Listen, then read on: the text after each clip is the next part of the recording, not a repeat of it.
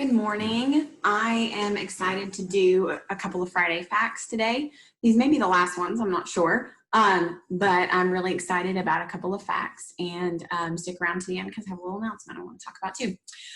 Also, notice my background. I am showing off my flower garden outside, so that was chosen for that reason. So I have two different Friday facts because I skipped last week, so I promised I would have two. They are both about diseases, but neither one is about coronavirus, so rest assured. The first one is about how citrus fruit aided the discovery of Hawaii. Okay. The second one is how a particular spice may or may not have had an effect on plague. So we'll start with the lemons and citrus fruit. So it has long been established that I have a particular interest in the disease scurvy. Just find it fascinating. The main reason I find it so fascinating is because the human race discovered and forgot you can kind of say that, the cure for scurvy several times. Okay, so cures were discovered and then kind of either forgotten or pushed out of fashion, I guess you could say. So the very first mention of scurvy-related disease was actually in China, and not the first mention of scurvy, but a treatment for it. And it was in China about 1100s, and they had specific grasses that they would chew in order to fend off scurvy. Turns out those grasses had vitamin C in them, okay? However, scurvy didn't really start to be a huge issue until, as a people, we started sailing much further out into the ocean and stopped staying along the coasts. Smaller vessels could dock, get fresh food, and then go back out, and they would stay along the shoreline. But when we started having these giant ships that would do these huge long excursions for months and months and months at a time without ever seeing land, that is when scurvy really became an issue. So what we're seeing is what I'm mainly talking about is European excursions. Okay, and so they would have to staff boats twice the capacity that they needed, because 40 to 60% of their sailors would die of scurvy at sea, which was it was awful. It was horrible. And if you aren't familiar with what the symptoms of scurvy are, it's loose teeth, it's stomach issues, it's weakness of muscles, it's depression, all the way leading up to death. So scurvy is super, super, super serious. And we know now that vitamin C deficiency is the cause of scurvy. However, in those days, that was not known or accepted. So most people thought that it was because of tainted food reserves, so like bad meat or that kind of thing that caused scurvy. And so on a ship, you would typically have hardtack, which I believe is kind of like a beef jerky. It's a dried, salted meat.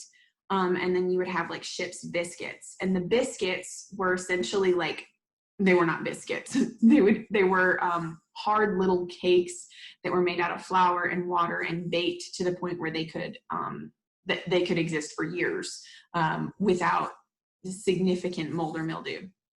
And the ship's biscuits often were weevil infested, and those weevils would eat holes in the biscuits, but this was viewed as a good thing because then you could break the biscuits easier. So totally disgusting. There was often a lack of any kind of fresh food aboard, because if you think about it, if you're going to be at sea for months, it's going to be difficult to keep fresh fruits and vegetables good on board. So that was the kind of conditions that they would have. And the other issue is that these vessels on the outside was coated with tar, right, which is flammable. So there was a huge risk of fire at sea. So in the kitchen, often the cooks would, they would boil that hardtack to make it softer and make it like a stew so that the crew could eat it and dunk the ship's biscuits in it. But if there was any kind of bad weather, there could be no fire in the galley at all. And so you would just have to eat the hardtack and the biscuits without any kind of cooking or anything like that. So you could see why people thought it was from kind of a presence of bad food rather than an absence of fresh fruits and vegetables, right? So there was one British captain that brought lemon juice aboard, and he was dosing anybody who exhibited symptoms of scurvy. He would dose them with 2 teaspoons a day, and no one on his ship died of scurvy. However, it was not accepted that this was the reason why. Okay, so you know, for centuries, it was just accepted that half of the ship's crew would die of scurvy until James Cook. He was 28 when he entered the English Navy. Okay, and this was in the 1700s. He was 28 when he entered the English Navy, which was actually kind of old at that point, but he had experience sailing and was just had a great deal of science on his side as well. So he was definitely qualified to be a captain, and he insisted on a few things. One was cleanliness, because these ships were disgusting, moldy, and you know, cleanliness was just not a priority on most ships. So he insisted that his crew would bathe, wash their clothes, and air out their laundry as weather permitted. So it would be a totally clean, or as clean as possible living situation. And then he also insisted that his crew eat fresh fruits and vegetables, you know, citrus fruits when available. When that wasn't available, he would make them sauerkraut out of local greens, and they were to eat that. Now, the crew, you would think, would be very accepting of this, as at sea, fresh fruits and vegetables and those kinds of things would not have typically been the fare. However, the crew was really resistant at first, because while on board, of course, they're eating hardtack and biscuits, and they complained about that. When they went to shore, they often wanted versions of the same thing. They wanted fresh meat that had been stewed. They wanted potatoes and good breads and good cheese. They didn't want to eat vegetables when they went to shore, whereas oftentimes the captain and other officers would tend to seek out a more varied diet whenever they got to shore. So oftentimes, typically, the officers wouldn't die of scurvy, but the crew members would, because the officers are going to be more adventurous with the foods that they try, and the crew would not be. They really just wanted good meat and good bread and that kind of thing. So at first, James Cook's crew was very resistant to this, but he had a little trick. He only offered sauerkraut to the officers originally, and the crew took issue with this because they said, if it's good enough for the officers, it's good enough for us. And so he allowed them to have the sauerkraut, which I think was just a little psychological game that he played with them. So Cook's crew, none of them died of scurvy. And he didn't just have one ship, he had a fleet of ships. One of the captains that reported to Cook did not follow this regimen, though, and he lost a significant number of his sailors to scurvy, and he was harshly reprimanded by Cook for this. And Cook was kind of one of the first captains that was assigned to just kind of generally explore. They wanted him to map out things, not just geographically, but discover more about the stars, and just in general find out more about our planet, which was kind of unheard of right at this point. But Cook's crew never lost, his ship never lost anybody to scurvy, although they did encounter plague at one point, and it wiped out a good portion. No, you know what? I think it was dysentery. It was dysentery, and it wiped out about a third of his crew. But that was the only sickness that had significant impact, and that wasn't due to their fresh fruits and vegetables diet. So this was such an amazing change that this began to be more accepted throughout the whole British Navy.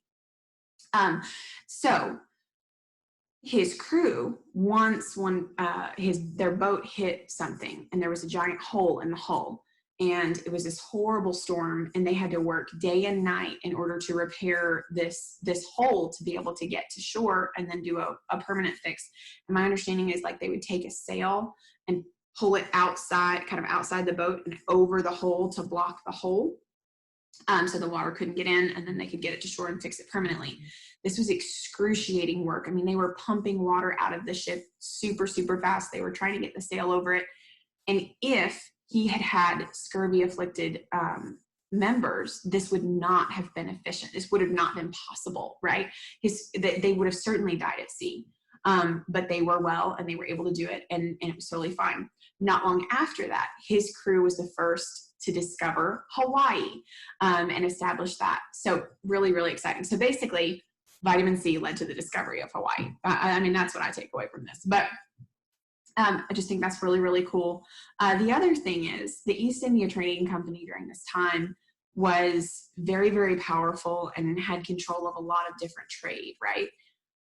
It's possible that, I mean, it took to the late 1700s to establish the cure for scurvy. It's very possible and thought pretty reasonable that they maybe knew what the cure was for scurvy, but keeping their crew members weak kept them in check. So that's another thing to consider, is that it was maybe it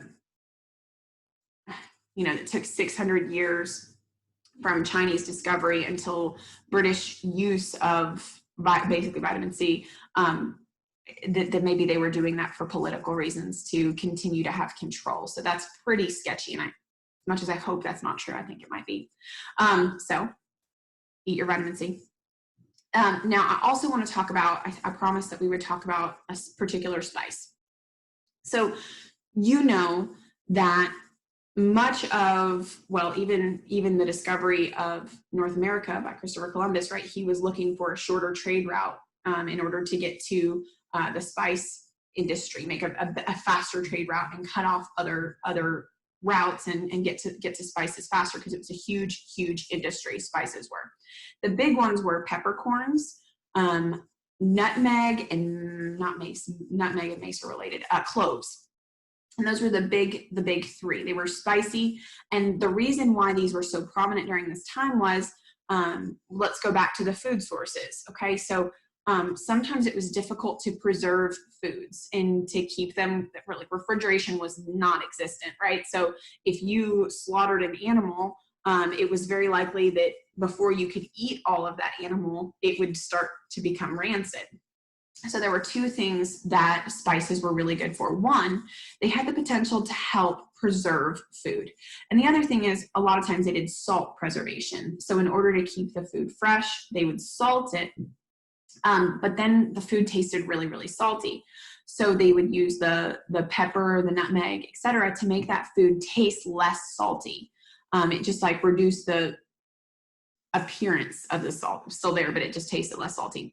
The other thing is, so it made it taste better. The other thing is it made it taste less rancid. It covered up, if your meat had started to get a little bad, it covered up that flavor. And another thing is, it could have helped preserve the food itself. So, a couple of things that those spices did.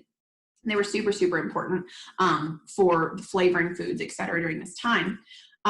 However, there's one reason that this was so important between the 13th, 14th century and the 16th, 17th century, is because nutmeg in particular was thought to ward off plague, okay? And we know that there's a couple of different forms of plague. There was bubonic, pneumatic, and S1, but there were 3 different strains. And of course, now we know that the fleas and the rats were carrying the plague and transmitting that to people. We know that now, but they didn't then.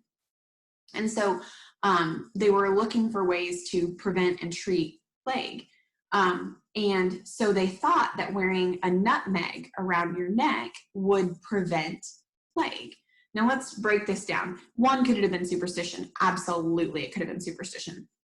But number 2, there's a chemical in nutmeg called isoeugenol. And you know that plants have kind of natural insect repellents within them, right, in order to keep them alive. And so that isoeugenol can act as a pest repellent. So it's absolutely possible that those nutmegs did help stave off any fleas and avoid contamination of that individual with plague. However, here's another thing. So they found that it worked. Wearing nutmeg for some reason helped you to not experience plague. The other thing, nutmeg was incredibly expensive. If you could afford to have a piece of nutmeg that you just wore, around town, it was likely that you were very wealthy and your living conditions were such that you weren't surrounded by fleas and by rodents. So it's possible it could have been more of a correlation thing than a causation thing.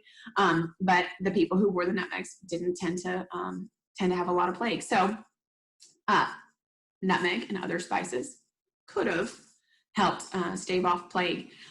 So in addition to, pushing us to discovering the new world. So I hope that you enjoyed those Friday facts.